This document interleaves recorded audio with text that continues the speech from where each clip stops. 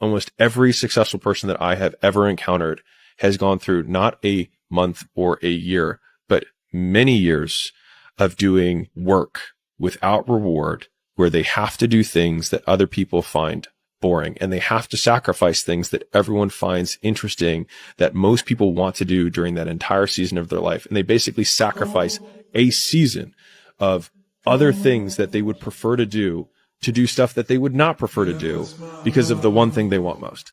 Padre Pio had this prophecy. He talks about 3 days of darkness that is going to come right before the Lord comes. It was one of the most terrifying things I've ever read. So he talks about the Lord being basically fed up with the sins of man. And he urges all the believers to barricade themselves inside, close their windows, shut their doors, and don't exit the house for 3 days. Fire will rain down. There'll be poisonous gases. I'm like, that kind of sounds like a nuclear fallout a little bit, you know? But he said the War of 1950 shall be the introduction to these things. That was the start of the Korean War. So it was a separation of North Korea and South Korea. If you know anything about North Korea, they got the bombs. What does being prepared for that look like? Watching ninjas or butterflies. No, I'm totally joking. No, I think if you're a believer, do what you can to fulfill what you believe your calling is. And so, like, it's the live like you were dying. Tim McGraw. That's what you should be doing. Heavy stuff, dude. Heavy stuff. Look. Oh, look at that. Better. So the Tucker Putin interview that happened recently. I don't think billionaires should exist.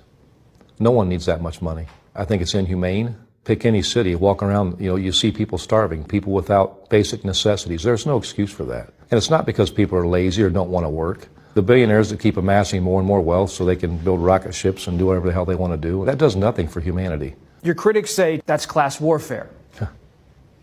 Yeah, class warfare has been going on in this country for the last 40 years. The billionaire class has been taking everything and leaving the working class with nothing. So you welcome it. You want the war. It's always, whenever working class people ever step up and say, this is wrong, we want it to stop, all of a sudden, oh, it's class warfare, it's the end of the world. Have you heard of the mystery of the Loretto Chapel?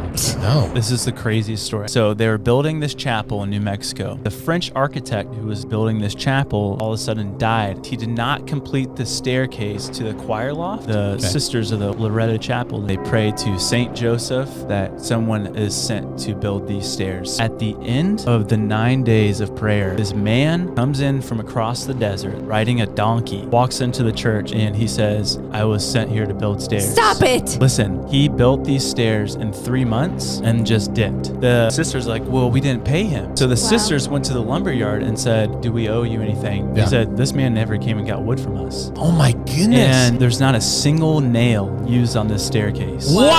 That is such a wild story. The curator of this chapel, he brought in over 120 experts. They said, we don't know how to do that. These sisters believe Joseph himself came because he was a carpenter. Goodness. Oh my gosh. Discovered in 2001, an immense complex of structures near Mount Ararat, Turkey, has puzzled scientists and enthusiasts alike. Spanning several miles, these formations bear straight edges and hollowed sections, suggesting post-formation human modification. Scientific consensus points to natural formations, possibly used by a prehistoric civilization, as evidenced by areas seemingly sculpted by human hands. In contrast, conspiracy theorists claim they are man-made relics, fossilized remains of a fleet of arks, a theory bolstered by their location near the biblical Mount Ararat. This site, now closed to the public, is a hotspot for archaeological study, surrounded by rumors of a cover-up and linked to the mysterious disappearance of several prominent archaeologists.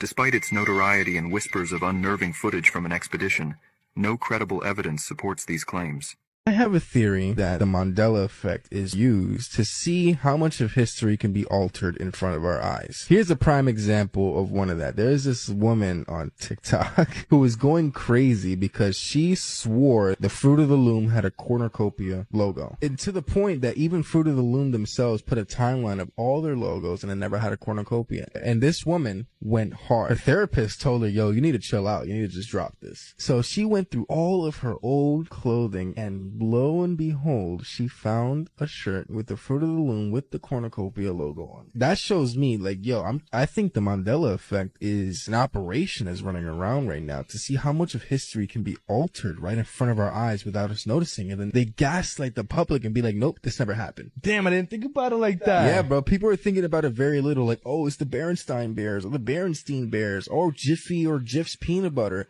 No, it's much larger than that, guy. They're using this to see, if we can get people to forget certain primary things about their childhood, what can we do with history? The fallen angel statue discovered in Russia. What? This is the creepiest thing I've seen in a good minute. There's these dudes, Russian dudes, in Siberia. They work in a gravel quarry or something. They were just digging and they found this ginormous statue of this crazy, evil-looking angel with its like hood down, but like its eyes and its these giant wingspan things, and it's like holding a shield, and it was kneeling. And these dudes standing up beside this statue, their heads didn't even go past the statue's head, and it was kneeling down. Ew. And it looks, the detail on it is like exquisite. Like it looks like a angel or man thing that was like frozen in time, like fell in a concrete bath or something. What does that mean?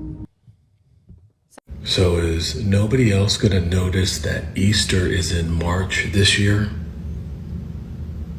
Maybe it's just me. If you have not been able to catch the news with everything going on in Texas right now, I just got an update. So this article reads, the Texas wildfire becomes the largest in state history. Critical fire weather threatens. So the Smokehouse Creek fire in Texas and Hutchinson County increased to a staggering 1,078,000 acres and was just 15% contained as of Friday afternoon. This fire initially began as a fast-moving grass fire on Tuesday, and it exploded in size. It's now the largest in state history. They're saying massive altar already awaits, where the heifers are to be burned.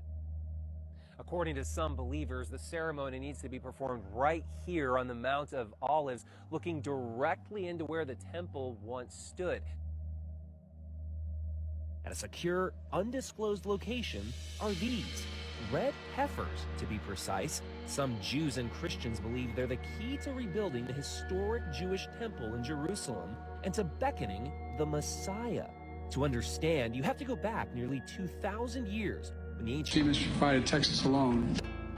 That is pretty weird, isn't it? Now let's look at the news report of the real green laser. Pause. It's a plane flying low over people's homes, scanning the ground with that green laser. Welcome back. I'm Chris Body. And I'm Lois Tomey. So what does this plane, what is it doing? Awake News anchor Annette Montgomery joins us in the studio. And Annette, what did you learn? Well, Chris and Lois, I learned who it's not after reaching out to everyone from the city of Cape Coral to the county, to the Florida Division of Emergency Management, to the South Florida Water District and Port Authority. Now, these low-flying planes with green lasers does not belong to them. One neighbor got so fed up, she purchased a flight radar to help narrow down the search for the owner. And besides that, with that original green laser video being fake that everyone's saying was in Texas, you know, it wouldn't have to be green. There's a lot of speculation about the colors. I'm about to show you a video real quick where allegedly a laser specialist says that the infrared laser is actually the most dangerous and you can't even see it in the first place. Ooh, look at all those awesome laser beams. Do you know which one's the strongest? If you guess the green one, you're wrong. I'm sorry, that's actually a trick question. It's actually the invisible one. That's an infrared laser. Pretty crazy, right?